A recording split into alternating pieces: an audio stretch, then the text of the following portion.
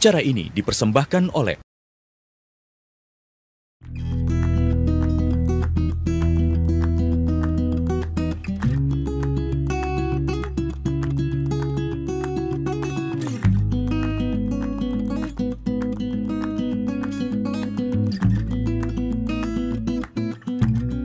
Selamat pagi pemirsa, berjumpa lagi bersama saya Bumi Aprilia. Pemirsa, Surabaya adalah salah satu kota besar di Indonesia yang tentunya memiliki masalah yang sama dengan kota besar lainnya, sampah.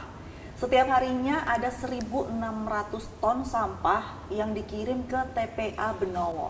Dan saat ini kondisi di TPA Benowo juga sedang berusaha supaya sampah ini tidak membludak. Nah, ini bagaimana dari pemerintah maupun DPRD Surabaya mengatasi masalah sampah yang masih menjadi masalah utama di kota Surabaya. Saat ini saya sudah bersama dengan Ibu Aning Rahmawati selaku anggota DPRD Kota Surabaya. Selamat pagi Ibu. Pagi Mbak Komi. Ibu, ini kita bicara sampah di Surabaya yang masih menjadi salah satu masalah besar ya Bu ya di kota besar ini. Bagaimana sebenarnya kondisi sampah di Surabaya saat ini Bu? Ya, jadi memang yang disampaikan Mbak Komi tadi betul sekali, 1.600 ton per hari. Itu kalau musim kemarau. Kalau musim hujan bisa sampai 1.800 ton sampah per hari. Dan alhamdulillah Surabaya ini banyak mendapatkan penghargaan, sekaligus juga sudah mempunyai PSEL, pengelolaan sampah energi listrik. PSEL, pengelolaan sampah energi listrik, dan itu sudah menghasilkan listrik juga, kemudian juga proklim utama dan yang lain-lain itu Surabaya sudah luar biasa. Hanya belum bisa mengurangi sampah secara signifikan dari permukiman. Jadi kalau kita melihat suhu di dunia, terutama kota Surabaya ini juga semakin tahun semakin naik gitu ya. Tidak bisa kita pungkiri kontribusi sampah ini juga luar biasa dalam meningkatkan suhu yang ada di dunia maupun di kota Surabaya. Sehingga dengan semua predikat baik yang sudah didapatkan kota Surabaya, kita ini masih mengelola sampah di hilir. Jadi kalau kita melihat perda tentang pengelolaan sampah itu baru dari TPS ke TPA. Nah, kalau kita berpikir secara logika, kalau pengelolaan sampah dari TPS ke TPA itu masih berupa apa? 1. Mengelola sampah di TPS. 2. Mengangkut sampah dari TPS ke TPA. 3. Mengelola sampah di TPA. Sampai kapanpun ini juga tidak akan berhasil mengurangi sampah karena hanya sebatas pengelolaan dari TPS ke TPA.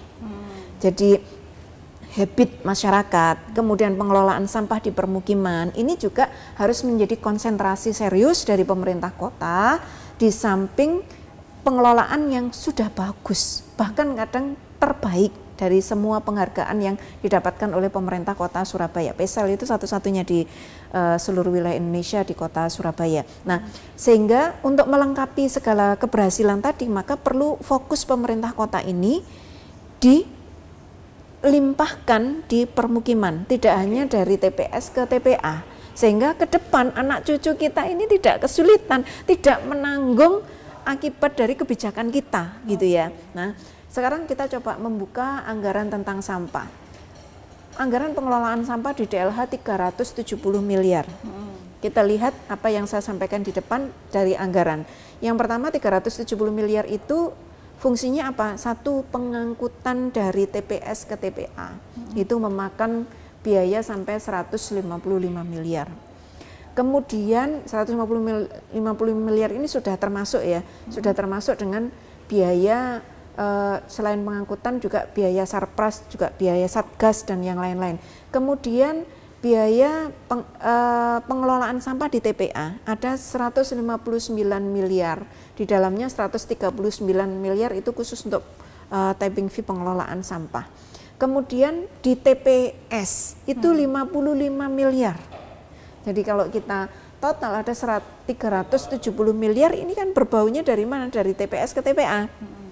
Sehingga sampai kapanpun ya dari TPS ke TPA, kita belum berbicara dari permukiman ke TPS. Nah, dari anggaran yang 370 miliar di DLH untuk pengelolaan sampah, akhirnya kemarin 2019, 2023, 2024 kita mendorong, DPRD mendorong untuk pengelolaan sampah di hulu. Jadi tidak lagi di hilir di TPS dan TPA, sehingga diharapkan habitnya berubah. Nah, di hulu ini ada yang namanya kampung zero waste. Setiap tahun kita keluarkan anggaran sekitar 3,9 miliar, sekitar 40 juta per kampung zero waste. Upaya itu untuk apa? Bagaimana mendorong setiap kampung, setiap kelurahan bahkan, sehingga 5 tahun 153 kelurahan selesai. Ada contoh kampung zero waste yang sudah 0. Jadi di RW saya misalnya dipilah, kemudian organiknya dikompos, tinggal residunya saja. Nah, residu ini dibeli juga, sehingga yang keluar dari kampung zero waste ini, dari RW ini tidak ada lagi. Sehingga tidak sampai ke TPS, kan berkurang itu. Iya, betul. Jadi apa sih konsekuensinya dengan pengurangan di hulu ini? Pengelolaan sampah di TPA 139 miliar untuk pengelolaan sampah itu sendiri. Begini, jika ada 1.000 ton sampah per hari, maka pemerintah kota tidak terkena denda. Tapi kalau lebih dari 1.000 ton, misalnya 1.100, 1.600, begitu 600-nya ini kena denda, kena cas. Ini kan APBD. Iya. Nah, kalau 600-nya ini kita kelola di hulu, maka kita tidak akan kena denda. Cukup 1.000 yang ke situ. Nah, prinsip kita kemarin seperti itu. Jadi mengkolaborasikan antara pengelolaan sampah di TPA yang 1.000 ton per hari, jangan sampai lebih, dengan di hulunya kita betul-betul giatkan sehingga menjadi habit. Sehingga pada saat nanti selesai MOU ini dengan pengelolaan sampah di TPA, maka di hulu ini sudah selesai juga begitu, selesai di hulu. Itu maksud saya, sehingga ada kampung zero waste. Kampung zero waste ini sudah sampai pada tahap setiap tahun ada 40 yang didampingi. Didampingi siapa? Didampingi oleh tenaga ahli yang berasal dari seluruh instansi akademisi yang kita kerjasamakan. Ada dari ITS, dari UNER, dari UNESA, Setikom, hampir semuanya 1:1. Jadi satu kampung zero waste didampingi oleh akademisi ini 1 orang begitu. Kemudian dari DLH 1:3 misalnya. Dari DLH ini juga mengawasi juga. Sudah sampai seperti itu. Kemudian bank sampahnya juga sudah kita mau bikinkan koperasi, sehingga betul-betul konsep dari kampung zero waste ini mengurangi kemiskinan, mengurangi pengangguran, sehingga konsepnya adalah pemberdayaan. Konsepnya ke depan seperti itu, Mbak Kome. Jadi kita berharapnya angka 370 miliar itu nantinya betul-betul bisa efektif, efisien. Pengangkutannya sekarang kalau dilihat TPS di Kota Surabaya seperti apa wajahnya, begitu ya. Mungkin di banyak tempat masih menunjukkan bukan wajah Kota Surabaya yang cantik begitu kan. Kalau kita di Mer, kemudian di banyak tempat itu kan nyaman kita ya. Nyaman sekali. Saya itu sampai indahnya Surabaya itu tidak ada di kota lain gitu ya. Nah, berarti dari hanya mengelola sampah saja ternyata dampaknya kemana-mana begitu ya Bu? Secara sosial luar biasa. Bisa mengurangi pengangguran, menambah pendapatan juga untuk masyarakat di situ. Betul, luar biasa sekali. Ya. Ini saya baru 1 pertanyaan Bu ya, tapi jawabnya udah banyak sekali. Nanti masih banyak pertanyaan lagi yang akan ingin saya tanyakan. Kita jeda dulu setelah yang satu ini ya Bu ya.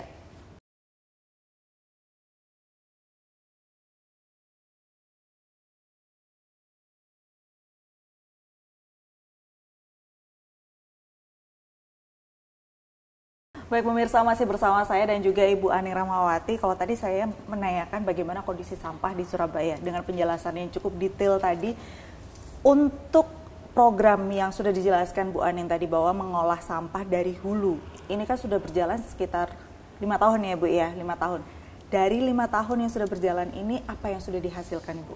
Ya, jadi memang kalau sisi tupoksi DPRD Kota Surabaya adalah budgeting, menganggarkan, kemudian regulasi, membuat aturan, kemudian juga bersama dengan pemerintah kota itu melakukan pengawasan tupoksinya. DPRD tidak sampai kepada eksekusi, eksekutor di lapangan tidak sampai ke situ. Nah, jadi mulai 2019 sampai dengan 2024 itu kita betul-betul melakukan proses pengawasan bagaimana supaya pengelolaan sampah di hulu itu terlaksana dengan baik gitu ya. Nah, sehingga karena memang masih awal itu proses SOP atau prosedur dari Kampung Zero Waste itu sampai detail dilakukan, di mana proses sampai melihat sarana prasarana sesuai dengan kebutuhan masyarakat itu apa supaya bisa nol sampah. Kemudian pelaksanaannya di lapangan seperti apa gitu, karena ada 153 kelurahan gitu ya yang harus didampingi. Nah, cuman dari perjalanan panjang ini ada satu kelemahan dari pemerintah kota yang mungkin perlu untuk terus dikuatkan adalah masalah data. Sehingga kalau di beberapa tempat kita melakukan kunjungan kerja atau kunjungan dinas itu pencatatannya sangat terukur sekali. Hari ini pengurangan sampahnya berapa ton, berapa kilo per hari di setiap RT RW yang masuk dalam kampung Zero Waste itu dilakukan. Nah, mungkin kedepannya pemerintah kota perlu menguatkan terkait data ini. Dan sekali lagi regulasi sangat berperan. Kalau di tempat lain sudah ada regulasi pengelolaan sampah dari persil atau permukiman ke TPS, kita masih dari TPS ke TPA, sehingga pemerintah kota juga tidak bisa disalahkan ketika dia belum fokus pada pengelolaan di hulu atau di persil. Mereka masih fokus bagaimana caranya di TPS sampai ke dengan TPA ini selesai, tidak menimbulkan masalah, kemudian juga bersih begitu. Nah, sehingga makanya ini kemarin kita sudah masukkan prolegda terkait di prolegdanya DPRD Kota Surabaya pengelolaan sampah permukiman. Nah, kalau di beberapa tempat itu ada perdanya sampai kepada pengelolaan sampah di tingkat RW. Nah, ini yang mungkin perlu kita adopsi, perlu kita lakukan di Kota Surabaya sehingga nanti di tingkat RW itu betul-betul zero, nol begitu ya. Nah, kemarin kita 5 tahun itu sudah uji coba setiap tahun ada 40 kampung zero waste gitu ya. Kemudian juga sudah ada pendampingan, kemudian juga sudah ada edukasi kepada masyarakatnya. Nah, perjalanannya ini menjadi tidak mudah karena support dari sisi anggaran itu masih belum bisa dirasakan karena memang tadi anggaran kita masih dari TPS ke TPA. Nanti ketika regulasi kita sudah dari permukiman ke TPA, maka di situ anggaran bisa dimasukkan. Nah, anggaran ini maksudnya begini, ketika nanti ada satu kampung zero waste atau paling tidak satu kelurahan saja, ada satu supervisor yang dibayar oleh pemerintah kota untuk satu tadi yang ditanyakan Mbak Komi ya, mengukur. Iya, betul. Mengukur jumlah timbulan. Kalau timbulan di TPS sudah ada karena memang anggarannya sudah ada di sana. Kalau di permukiman ini kan belum. Jadi timbulan sampah di RW ini tiap hari berapa, kemudian dengan menggunakan metode kampung zero waste ini berkurang berapa, kemudian juga progres signifikannya akhirnya 1 tahun berkurang berapa ton. Nah, itu harusnya sudah ada, namun dari pemerintah kota belum. Kemarin terakhir kita panggil evaluasi triwulan ketiga, itu belum bisa menyajikan data yang akurat, data yang valid, kemudian juga data yang merepresentasikan kota Surabaya belum. Dan di Surabaya ini Mbak Komi banyak sekali keunggulan yang luar biasa. Kenapa? Ada pangeran lingkungan, ada putri lingkungan yang mereka sudah berhasil mengelola sampah itu sampai bertonton gitu ya. Entah itu dengan metode BSF atau Magot ataupun dengan metode yang lainnya itu sudah berkurang luar biasa. Hanya tinggal bagaimana kampung-kampung zero waste di RT RW ini mendapatkan prioritas untuk perdanya sehingga anggaran bisa dimasukkan. Kemudian juga anggaran untuk bagaimana setiap kelurahan, satu kelurahan minimal ada supervisornya. Nah, itu pada akhirnya nanti akan terkontrol dengan baik. Kita kan juga ada sebetulnya kader lingkungan tapi dilebur dengan KSH sehingga tidak bisa fokus untuk mengatasi problem sampah. Padahal kan sampah ini ke depan sekali akan banyak menimbulkan permasalahan lingkungan yang luar biasa. Entah kenaikan suhu, kemudian juga penumpukan di TPA, kemudian juga di badan-badan air gitu kan, ketika tidak terkelola dengan baik pada akhirnya menimbulkan banjir. Padahal kalau kita kelola dengan baik, pengangguran, kemiskinan, pemberdayaan itu akan masuk semuanya. Efeknya kemana-mana. Efeknya juga multiple efek. Mungkin saran untuk pemerintah kota membutuhkan regulasi baru begitu supaya pengolahan sampah di hulu ini juga nantinya ada anggarannya, lebih terfokuskan begitu ya Bu ya, karena efeknya kemana-mana begitu kan. Nah kalau kita bicara tentang sampah di Surabaya sendiri, sebenarnya jenis sampah yang paling banyak di kota Surabaya ini sampah apa sih Bu? Ya, jadi kalau kita melihat komposisi, makanya kemarin kadang muncul pada waktu berapa tuh, U19, U17 ya di GBT itu muncul komentar bau sampah dan yang lain-lain gitu ya, karena memang komposisi sampah kita hampir 60-70% itu organik. Nah kalau organik itu sebetulnya selesai harusnya di hulu, di rumah, kemudian anorganik sebetulnya malah sudah dipilah kan bank-bank sampah kita, sebetulnya juga akhirnya selesai, nggak perlu ke TPS, nggak perlu ke TPA, secara bertahap tentunya. Nah dari komposisi 60-70% organik itu kan yang sangat berperan bagaimana proses compostingnya, dan sebetulnya tidak susah. Saya sendiri sudah melakukan proses composting yang ada di rumah, meskipun di tengah kesibukan saya juga masih bisa untuk melakukan proses composting. Hanya terkadang kan karena proses pengangkutan anggaran dari pemerintah kota dari TPS ke TPA, akhirnya dari hulunya ke TPS ini kan masih dicampur baur, enggak karuan gitu kan. Nah ketika sudah ada pemilahan, kemudian pengangkutan juga sudah terpisah, itu insya Allah nanti akan bertahap berjalan seiring terkait dengan pengurangan sampah yang ada di hulu. Dan yang paling penting, DPRD Kota Surabaya juga sudah memasukkan raperda pengelolaan sampah permukiman, sehingga insya Allah nanti 5 tahun ke depan lah kita coba lihat progresnya kembali terkait dengan pengelolaan sampah. Nah kalau kita bicara tentang pengelolaan sampah baik itu yang di hulu maupun di hilir, tantangan yang paling kelihatan nih apa sih Bu sebenarnya dalam mengelola sampah? Ya, jadi pemerintah Kota Surabaya harus betul-betul fokus kepada 60-70% sampah organik tadi. Karena ini ketika dibawa ke TPA, inseneratornya juga bukan merupakan sampah yang baik untuk bahan bakar insenerator karena sifatnya yang basah. Kemudian juga menimbulkan bau. Lindinya itu kan harus ada sanitasi khusus, desain perpipaannya juga khusus, kan belum ada desain perpipaan yang memang betul-betul kalau sudah ada pasti tidak akan muncul bau. Jadi lindi ini bisa menjadi pupuk. Lindi ini bisa menjadi menguatkan kesuburan tanah. Ketika pengelolaannya betul, tidak akan muncul bau. Ketika memang pengelolaan lindi ini sudah dengan baik dan optimal dilakukan oleh pemerintah kota, sehingga ke depan peluang atau tantangan yang ada ini akan menjadi semakin buruk ketika fokus dari pemerintah kota masih berujung pada pengangkutan sampah, kemudian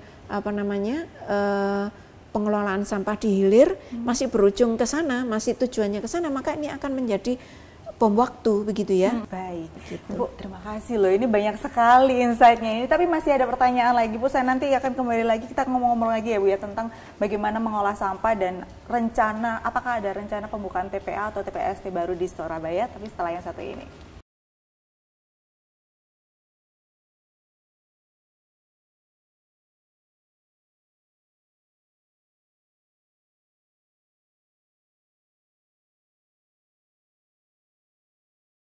Baik pemirsa, masih bersama dengan Ibu Aning dan kita masih membahas bagaimana mengelola sampah di Surabaya. Nah kalau tadi terakhir dibahas adalah tantangannya adalah mengelola 70% sampah organik begitu Bu. Tapi sebenarnya kalau dalam mengelola sampah, dari pengelolaan sampah organik dan anorganik ini berarti lebih gampang yang mana sih Bu? Ya, selama ini bank sampah di seluruh kota Surabaya itu lebih dari 681 ya bank sampah. Jadi sebetulnya masyarakat sudah care, di RT RW itu sudah banyak yang mempunyai bank sampah. Kemudian juga BSIS Bank Sampah Induk Surabaya juga sudah bertambah dari 1 menjadi 2, satunya di DLH. Artinya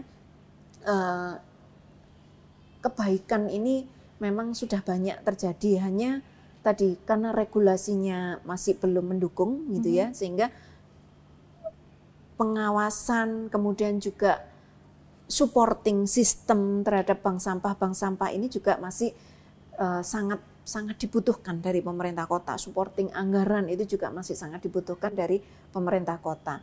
Nah, sehingga kalau dari anorganik itu sebetulnya sudah ngatasi begitu kan, karena banyak bank sampah yang dipilah juga yang layak jual, nilai ekonominya juga ada. Kemudian masyarakat juga membutuhkan untuk bahkan banyak kan kita mendengar RT RW, saya juga mendampingi banyak RT RW di konstituen saya itu yang menggunakan bank sampah ini sebagai penghasilan supaya mereka bisa rekreasi, kemudian juga seragam baru begitu.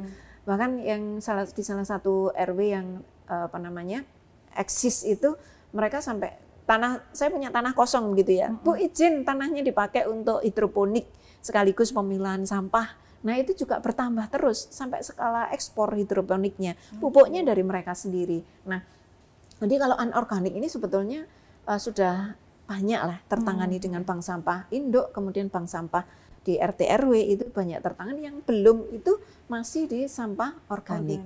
Karena memang organik ini kan gampang-gampang susah gitu ya, apalagi masyarakat yang tidak teredukasi.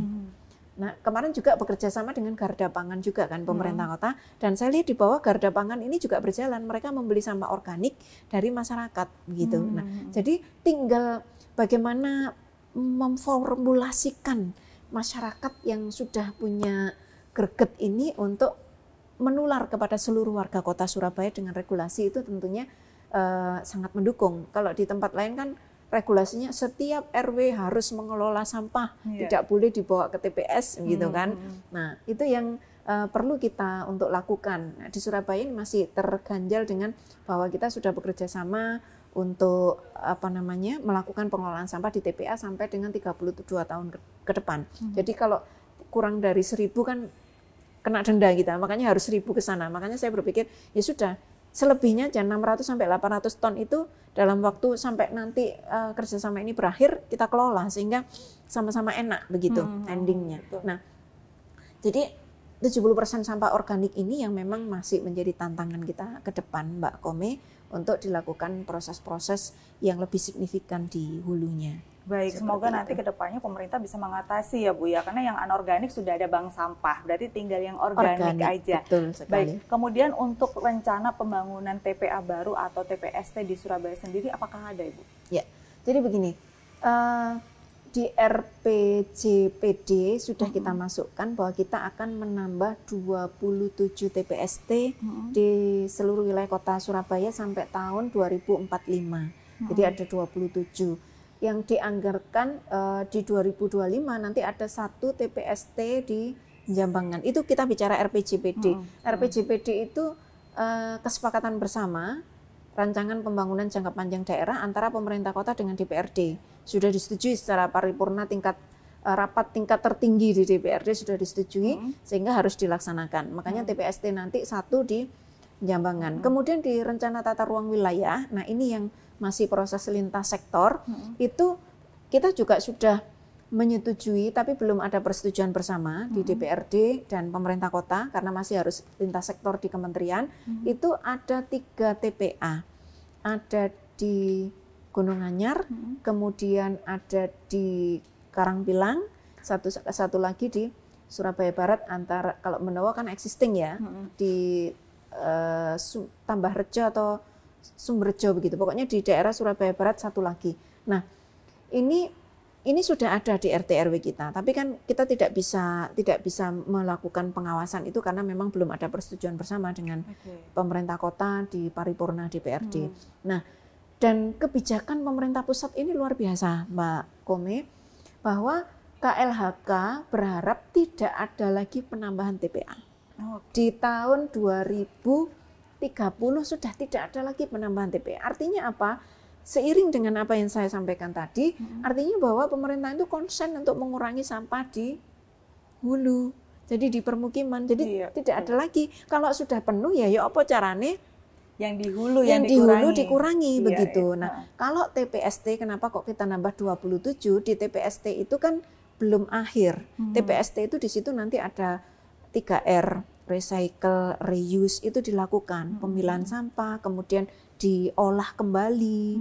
Itu kalau di TPA itu kan namanya tempat pembuangan akhir. Jadi tempat pembuangan akhir gitu, yang paling akhir gitu. Kalau TPST itu masih dilakukan proses nanti melibatkan unsur pemberdayaan masyarakat, kemudian juga reuse-nya itu, recycle-nya itu juga masyarakat, sehingga kemudian compostingnya juga masyarakat, jadi tidak perlu di TPA-kan begitu. Nah ini yang menjadi concern kita, sehingga diharapkan kalau TPST ini sudah di 2025 insya Allah oke. Tapi kalau untuk TPA dengan kebijakan KLHK tadi, meskipun sudah ada di RT RW Kota Surabaya, itu mungkin nanti perlu kita tinjau ulang untuk proses adanya TPA sesuai dengan kebijakan KLHK.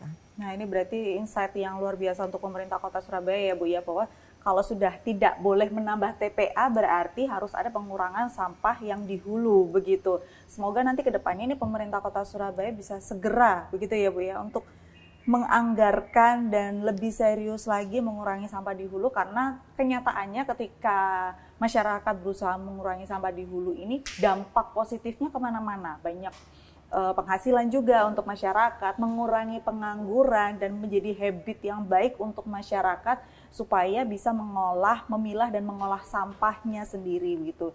Dan nantinya juga akan berdampak baik untuk suhu yang tidak semakin panas seperti sekarang ya Bu ya. Sekarang Ibu merasakan panas ya suhunya. Luar biasa. Ibu, terakhir dari Ibu, pesan untuk masyarakat apa ini Bu tentang sampah? Iya. Alhamdulillah saya ucapkan terima kasih yang luar biasa kepada seluruh warga Kota Surabaya yang sudah berkontribusi dalam proses pengelolaan sampah, baik itu dengan memilah sampah, kemudian membentuk bank sampah, kemudian juga mengolah secara mandiri di rumahnya. Sekali lagi saya apresiasi dan mengucapkan terima kasih yang tak hingga, semoga menjadi amal jariah begitu ya. Yang kalau kita pas memilah sampah itu kita sholawati, itu pasti akan luar biasa dampaknya bagi Kota Surabaya dan dampak dari buat kita pribadi. Sehingga diharapkan nanti ke depannya seiring dengan pemerintah Kota Surabaya mempunyai kebijakan untuk bersama dengan DPRD membuat regulasi perda mengelola sampah dari hulu, ini sudah gayung bersambut. Masyarakatnya sudah ready, secara kultur sudah ready, kemudian secara regulasi juga sudah kita kuatkan. Harapannya pemerintah kota, DPRD Kota Surabaya dan masyarakat nanti ke depan bisa membangun Surabaya ini lebih cantik, lebih indah, lebih nyaman, dan tentunya warisan terbaik buat anak cucu kita adalah pembangunan berkelanjutan. Baik, terima kasih Bu Ani atas waktunya. Tugas kita bersama masyarakat dan juga pemerintah dan DPRD Kota Surabaya untuk mengurangi sampah ini ya Bu ya. Ibu terima kasih waktunya. Sama-sama. Semoga bermanfaat bagi yang melihat acara kita hari ini.